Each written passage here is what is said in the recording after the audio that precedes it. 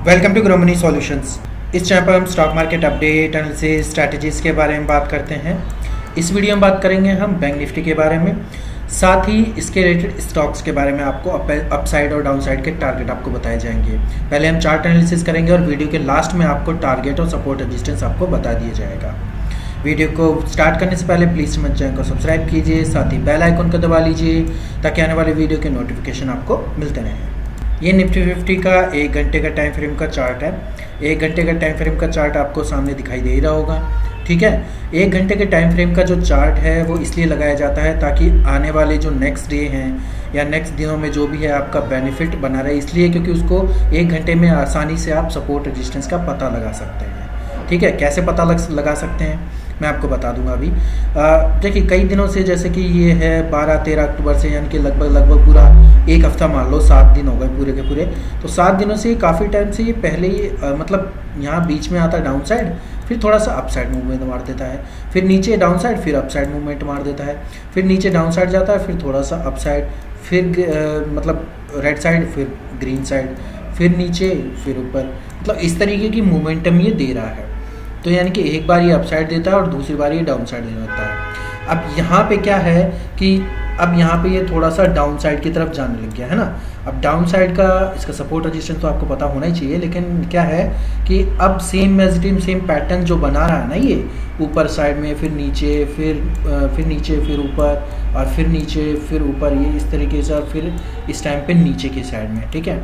हालांकि आपको पूरा का पूरा पैटर्न बता ही रहा है, लेकिन आने वाले टाइम में क्या है कि एक तरीके का 18,000 जो 450 का लेवल है ना, ये वाला लेवल 18,450 का लेवल, ये काफ़ी अच्छा और बढ़िया लेवल है। क्यों? क्योंकि अगर इस लेवल को पहले तो ये टच करने की कोशिश करा, आज इसने टच करने की कोशिश करी 18,410 या 15 के आसपास ही। क्योंकि क्या है ना कि 100 पॉइंट के जो पैटर्न्स होते हैं ना, तो निफ्टी 50 में वो काफ़ी क्रूशियल होते हैं और काफ़ी रेजिस्टेंस और सपोर्ट भरे होते हैं, क्योंकि वहाँ पे बायर्स और सेलर्स काफ़ी ज़्यादा मूवमेंट में रहते हैं, ठीक है। तो चलो ये तो हो गई एक मूवमेंट के बारे। अब फिलहाल के टाइम में कल का सपोर्ट रेजिस्टेंस क्या रहेगा? सपोर्ट आपका ये रहेगा आपका 18,350 का लेवल। 18,350 का जो लेवल है, इस लेवल को अगर ये नीचे की साइड में ब्रेक करता है तो डेफिनेटली पहला जो टारगेट अगर आप रखना चाहें तो 250 तक का टारगेट आप रख सकते हैं, यानी 100 पॉइंट का। यानी कि ज़्यादा से ज़्यादा अगर आप रखना चाहें तो 100 पॉइंट का रख सकते हैं, नहीं तो आप 50 से 70 पॉइंट का ही लेके चलो। यानी कि 300 का पहला टारगेट, फिर 250 का दूसरा टारगेट, और तीसरा जो टारगेट रहेगा वो 200 का, यानी 50-50 पॉइंट का ही लेके चलो। निफ्टी 50 का अगर आपको मूवमेंट लेना है, यानी कॉल पुट का करनी है ट्रेड, तो ठीक है। अब रेजिस्टेंस क्या रहने वाला है? रेजिस्टेंस तो मैं आपको बता ही चुका हूँ कि 450 का लेवल है ही, ठीक है। अब 450 के लेवल को पहला जो टारगेट आपका अचीवमेंट हो सकता है वो रहेगा आपका 500 का, फिर 550 का, और फिर 600 का। क्योंकि क्या है, इसलिए 50-50 के छोटे टारगेट इसलिए दे रहा हूँ क्योंकि यहाँ पे मोमेंटम देख लो आप, ठीक है। Up and down, up and down, up and down हो रही है, और फिर यहाँ से फिर डाउन, पहले अप, फिर डाउन, फिर अप, फिर डाउन, फिर अप, एंड देन उसके बाद में यहाँ पे एक पॉज लेके छोड़ दिया इन्होंने, फिर वही सेम एज टीम से अप एंड डाउन। तो इस तरीके की जो मूवमेंट्स होती हैं, ये मूवमेंट आपको कैच करना आना चाहिए। तो सपोर्ट रेजिस्टेंस आपको बता दिए हैं। अब इससे रिलेटेड स्टॉक्स के बारे में आपको बता देते हैं, जिसमें पहला जो स्टॉक रहेगा वो रहेगा आपका DLF का 1 घंटे का time frame, same as it is, same जैसे हम ट्रेड करते हैं उसी हिसाब से आपको नेक्स्ट डे के लिए 1 घंटे का ही, यानी कि आज के दिन अगर आप 1 घंटे का रखते हैं तो नेक्स्ट डे का आपका सपोर्ट रेजिस्टेंस आराम से आसानी से पता चल जाता है। जैसे कि मोमेंटम इसका पूरे मतलब एक तरीके से दिसंबर मान लो, पूरे का पूरा जो दिसंबर गया है, मूवमेंट इसका लगभग डाउन ट्रेंड ही रहा है। यानी कि थोड़ा सा अपसाइड मूव आया, फिर डाउन ट्रेंड आ गया, फिर थोड़ा सा अपसाइड आया, फिर डाउन ट्रेंड आ गया, फिर थोड़ा सा अपसाइड रहा, फिर पूरा का पूरा डाउन आ गया, फिर अपसाइड, फिर डाउन, यानी कि पूरा का पूरा एक डाउन ट्रेंड ही रहा है, यानी एक तरीके से डाउन ट्रेंड ही रहा है। अब नेक्स्ट डे है, हमें क्या करना है, किस तरीके से करना है, मैं आपको बता देता हूँ। जैसे कि ये जो लेवल है फ़िलहाल के टाइम में, मैं आपको अभी यहाँ पे बताता हूँ कि अभी फ़िलहाल के टाइम में डाउन ट्रेंड ही चलना है, हमें पॉजिटिव लेके नहीं चलना है, ठीक है। अब डाउन ट्रेंड में क्या है कि पहला जो हमारा सपोर्ट या रेजिस्टेंस जो आपको रहने वाला है वो एक छोटा ही होगा, ज़्यादा बड़ा नहीं लेना है आपको, यानी कि 388 का जो लेवल है, इस लेवल को हम आपको सपोर्ट का काम करेगा। ये 388 का जो लेवल है वो सपोर्ट का काम करेगा, जिसमें पहला टारगेट 386, 84, देन उसके बाद में 82। वो मैं आपको वीडियो के लास्ट में बता दूंगा कि क्या टारगेट रहने वाले हैं और क्या है सपोर्ट रेजिस्टेंस, इसके दोबारा रिपीट कर दूंगा। फिर उसके बाद 390 का तो आपको 392 का तो आपको पता ही है कि इसका रेजिस्टेंस है डेफिनेटली। फिर उसके बाद में जो पहला जो टारगेट है, फिर 94 का, 96 का, 98 का, इस तरीके से आपको लेना है। 1% के हिसाब से ही लेना है। 1% का अगर आप आधा ही लें तो बेहतर है, ठीक है, यानी कि 2-2 पॉइंट या 3-3 पॉइंट ही लें, उससे ज़्यादा ना लें तो बेहतर है, ठीक है। ये रहे आपके सपोर्ट रेजिस्टेंस और टारगेट। अब बात कर लेते हैं हम दूसरे स्टॉक के बारे में। दूसरा जो स्टॉक रहेगा वो रहेगा हमारा HCL टेक का। HCL का 1 आवर का टाइम फ्रेम का चार्ट है ही आपके सामने, ठीक है।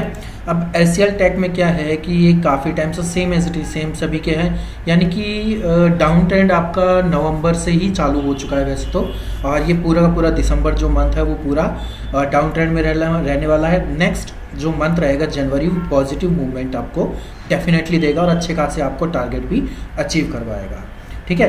अब फिलहाल के टाइम में जो इसके जो लेवल है, यानी कि 13-14 तारीख से है ये डाउन ट्रेंड में काफ़ी ज़्यादा, यानी कि बहुत ज़्यादा डाउन ट्रेंड में एकदम से चला गया। देन उसके बाद में थोड़ा सा इसने पॉजिटिव मूव लिया, फिर उसके बाद में same as it is same down trend की कहानी चलने लग गई, ठीक है। अब हमें क्या करने हैं इसके सपोर्ट रेजिस्टेंस के बारे में। सपोर्ट रेजिस्टेंस जो रहने वाला है फिलहाल के टाइम में, इसका जो सपोर्ट रहने वाला है वो रहेगा आपका, नॉर्मली सभी को पता और मुझे ही पता है कि 1032 का जो लेवल है वो लेवल काफ़ी अच्छा और काफ़ी बढ़िया लेवल है, लेकिन मैं 1030 का ही लेवल 1030 का लेवल लेके चलूँगा जो इसका सपोर्ट का काम करेगा। यानी कि 1030 के लेवल को अगर नीचे की साइड में अगर ये ब्रेक करता है तो डेफिनेटली ये और ज़्यादा नीचे की साइड में जा सकता है। पहले 25 का हो सकता है, फिर 20 का हो सकता है, फिर उसके बाद नीचे की साइड में और ज़्यादा आपको देखने को मिल सकता है, ठीक है। जैसे कि 1015 और फिर उसके बाद 25 मैंने आपको टारगेट बता ही दिया। ऊपर की साइड में same as it is same का जो लेवल है वो 1035 का ही रेजिस्टेंस है,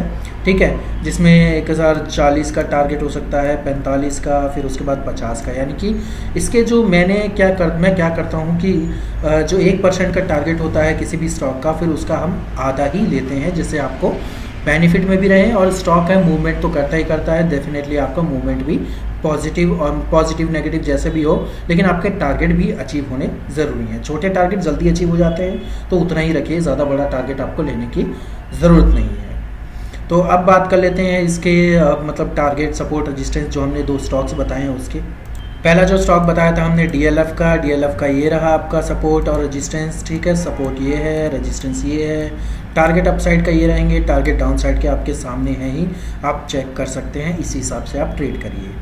दूसरा स्टॉक रहेगा हमारा HCL टेक का। HCL टेक के ये सपोर्ट और रेजिस्टेंस आपके सामने है। सपोर्ट ये है, रेजिस्टेंस ये है, टारगेट अपसाइड ये रहेंगे और टारगेट डाउनसाइड में ये रहेंगे। इस तरीके से आप अपना देख सकते हैं, चेक कर सकते हैं किस तरीके के टारगेट हैं और किस तरीके के आपके सपोर्ट रेजिस्टेंस है। वीडियो अगर आपको अच्छा लगा तो वीडियो को लाइक कीजिए, चैनल को सब्सक्राइब कीजिए, साथ ही बेल आइकन को दबा लीजिए ताकि आने वाले वीडियो के नोटिफिकेशन आपको मिलते रहें। धन्यवाद।